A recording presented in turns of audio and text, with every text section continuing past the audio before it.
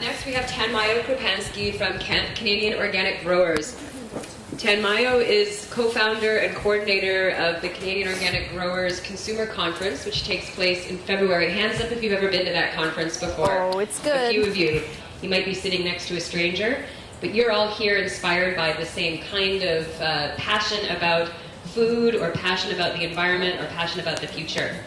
A little bit more on Tanmayo. Not only has she been with the Canadian Organic Growers here in Toronto for how many years now, Tanmayo? 12. 12 years. She's been deeply involved with COG Toronto. She also has a background in filmmaking. She's a documentary film editor and producer. And she's spent time on cattle ranch on the other side of the world, which I actually haven't had a chance to ever ask you about, but it is going to be a new topic of conversation. So please put your hands together and welcome Tanmayo Krupanszky. Thank you very much, and it's wonderful to see so many people out here this morning wanting to know more about organic.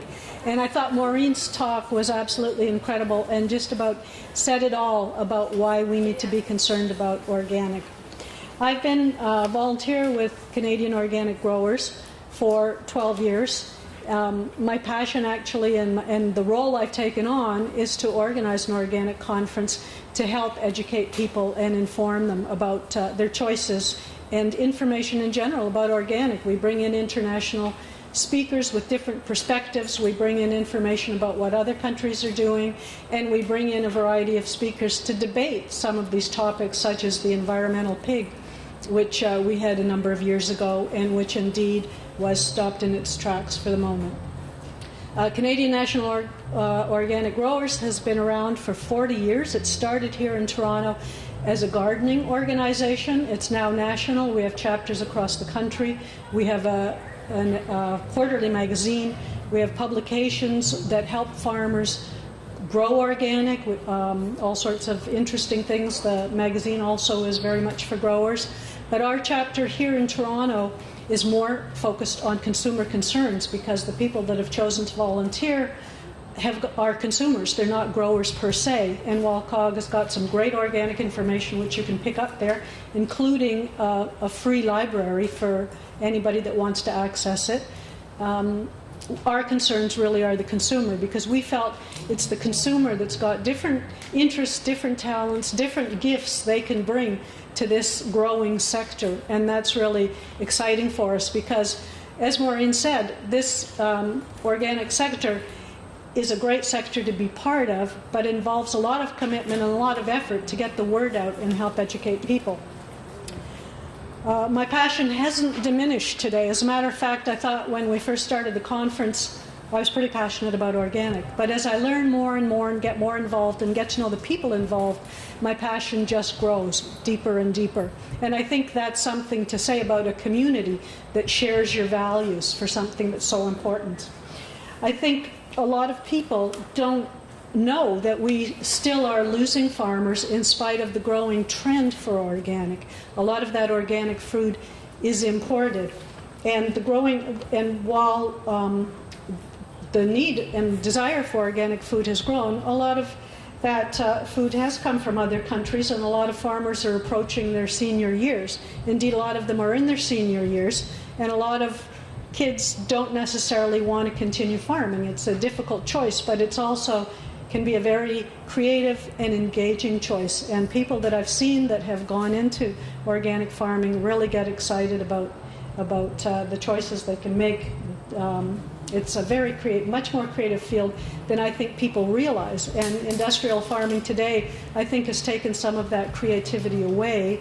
A lot of things are prescribed for the farmers, either from the pesticide and fungicide companies, things like that. Whereas the organic farmer needs to know what the weather's like, needs to know the life cycle of insects, needs to know his soil. So it's really a fascinating field. And that's part of my passion too, I think, is just learning how all those things are connected and work. One of the tough realities for farmers today is that, as Maureen said, there is a natural label that a lot of people will say we grow things naturally. But again, as Maureen said, there's no certification for that. And sometimes that can take away from the farmer that's made a choice to be certified. And at the market, a lot of farmers can charge a premium for those names. So that's something to be aware of, is getting to know your farmer and also asking how they're growing, are they certified? We've got a lot of information about that at our booth and online. So I think Maureen was pretty good at explaining what certification means. Building healthy soil that actually helps the microbes in the soil be alive. And it's that, it took me a while to learn as a consumer that it is soil that is at the heart of organic farming. And it's those microbes in the soil that are able to have a relationship with the plant and bring nutrients to the plant and strengthen it. And by not using herbicides and pesticides, the plant can strengthen its own immune system, which then can translate to help us as our food gets healthier. And I want to talk about a few major reasons about why I'm getting more concerned about what's going on with organic. A lot of our current food is nutrient deficient, and it has been going down steadily, surprising enough, for the past 100 years. And a lot of it is from the degradation of the industrial farming methods used today. 40% of the soil used for agriculture around the world is now classified either as degraded or seriously degraded. 70% of all the topsoil, which is the area where the plants grow, is gone, and soil is being lost at 10 to 40 times faster than what we are able to replenish it with. So that's a real concern. Desertification from climate change is something that's happening, and I think it's not something that gets talked about much. So we're missing nutrients in our food today, and processing, as you can imagine, further diminishes the nutrient content. I didn't realize, for example, white flour, when it came into being, it was so, they took all the brown part out, and I didn't realize that the government actually had to step in when that happened and say, you need to fortify that flour with some vitamins because children were getting ill as a result. And I thought, okay, well, maybe that happened in the last 20 or 30 years. It happened in the 1930s. So that was a surprise to me. There are potato varieties that used to have vitamin C in it that now no longer contain vitamin C.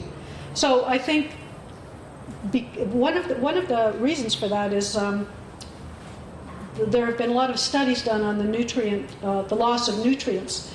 And one of the reasons for that is that the emphasis has been on growing food that can supply more, can grow faster, grow bigger, and all those things. And the plant has not been able to keep up with bringing in the nutrient content, on top of which the soil itself has been degraded. Some of the statistics that were done in 2004 at the University of Texas by Donald Davis, who was a speaker we had a number of years ago. They measured from 1958 to 1999 for 13 different varieties of fruits and vegetables, and they found reliable declines in the amount of protein, calcium, phosphorus, iron, riboflavin, and vitamin C. And so that's a real concern, and again, I think things that people don't really necessarily think about when they're going into shop. There are lots of studies online. You can ask me. I can give you sources for that if it's important to you. We also have some flyers over there, also online, that help people you might want to tell about 12 steps to eating organic, things that might just pique their interest. Because I find for myself, when I learn something, you can't unlearn it, and then it helps change your behavior if you want to make better choices for eating. And it's taken me a long time to go from eating conventional food to transition to buy more and more organic all the time. Indeed, I buy mostly organic for myself now, but then when I used to have guests over, I thought, okay, well, that's going to be pretty expensive, and it is expensive, and I might not buy organic, but I've somehow gotten to the point where I find it difficult to be able to do that. I entertain less as a result. Here's some other stats. From 1975 to 1977, the average calcium levels in 12 fresh vegetables that they measured had dropped by 27%. Iron levels 37%, vitamin A levels 21%, vitamin C levels 30%. So, I mean, those, in my mind, are huge numbers. And another study concluded that one would have to eat 8 oranges today to derive the same amount of vitamin C as our grandparents had. So that's why the supplement industry is doing so well today as well. But what I like about organic is that it's a holistic model. Eating a whole orange is going to give you different benefits and work synergistically in your body. And the trouble is that the harmful effects on our health are often hard to deduct until much later on. And diet's not always taken into account as a cause or the cure. And even just last week, they were talking about type 2 diabetes, and the drugs they were using to control the insulin, they decided were not being effective, and that diet really was helpful in controlling that. I think the most immediate concern for me right now is the contamination of our food by the toxins and the pesticides. I didn't even know that even when the food is sitting sometimes in storage, they spray with fungicides to keep the pests away. Because there's so many chemicals out there, it's very hard for scientists to determine what is causing this problem for our health. But there are scientists out there now trying to find out what the links might be. There is a dramatic increase in health issues, and it seems to parallel the rise of the use of GMOs and the herbicide Roundup, which is used with it. Now, even though those two items are related, it doesn't necessarily mean one causes the other, but there are scientists who think though they are so closely related that much more research needs to be done. The alarming information about glyphosate, which is the chief ingredient in Roundup, there are a lot of implications about what this is doing to our system, but one that I want to highlight, and I cannot tell you that this is verified by specific studies, but there are indications that scientists has correlated many studies that have been done, some as long as 20 years ago, that have indicated that glyphosate, how it's working in our bodies. And one thing that it may be doing is, as the protein as the protein is being developed in our body, it may be, as it synthesizes, it may be recognizing glyphosate as an important element instead of glycine, because those two elements are very closely related. So to me, this is a red alert issue, and I'm thinking more people need to know about this, more people need to advocate that research be done and that the government take it seriously. And I'd also love to see the whole field of agriculture be absorbed a little bit more into our healthcare system, and maybe those two ministries even come together, because as a consumer, I'm a little, it's alarming to me that so much money is going into the healthcare system to deal with symptoms, but not really get to some of the root of what the problems are being caused. And glyphosate, when it's sprayed on plants, is present in all the cells of the plants, and that means we're ingesting it.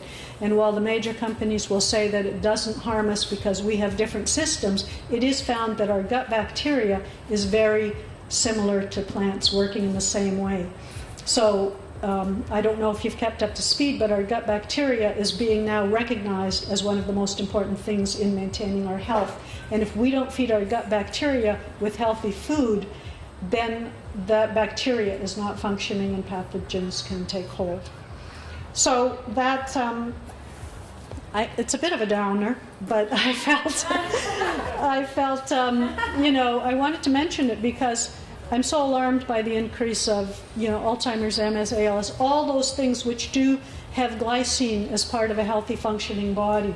So sadly, it's found everywhere. It's found in women's breast milk. There's been studies done on, these are people that try to avoid eating GMOs, but it's 1,600 times higher than the level allowed in the water in Europe. Glyphosate is also in cotton products because cotton is a GMO crop. And researchers in Argentina wanted to use cotton products and do a measurement because they expected no glyphosate residue. Turned out that 85% of the products they tested had a significant level of glyphosate, and that included tampons, sterile cotton gauze, and you have to start thinking about baby diapers and things like that as well. So this trend towards the risky technology is worrisome, and like Maureen said, I think it's important that we all become activists. A friend of mine said to me the other day, well, we all can't be activists like you. And I thought, well, I think really what my objective is to have people be more informed so they can make better choices. But deep down, I believe that if you want those choices available, you have to start doing something about it yourself. And speaking to your politician is really important. This week, because it's Organic Week, we were at Queen's Park talking to some of the ministers. I was surprised, really, how little some of them knew about the subject matter, and also how little they realized the organic sector was getting in terms of funding and support.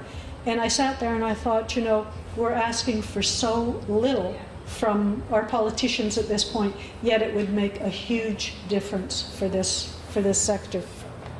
So our best weapon is information, and from my point, organic is a solution that solves so many things, like Maureen said, the water, the air, our health.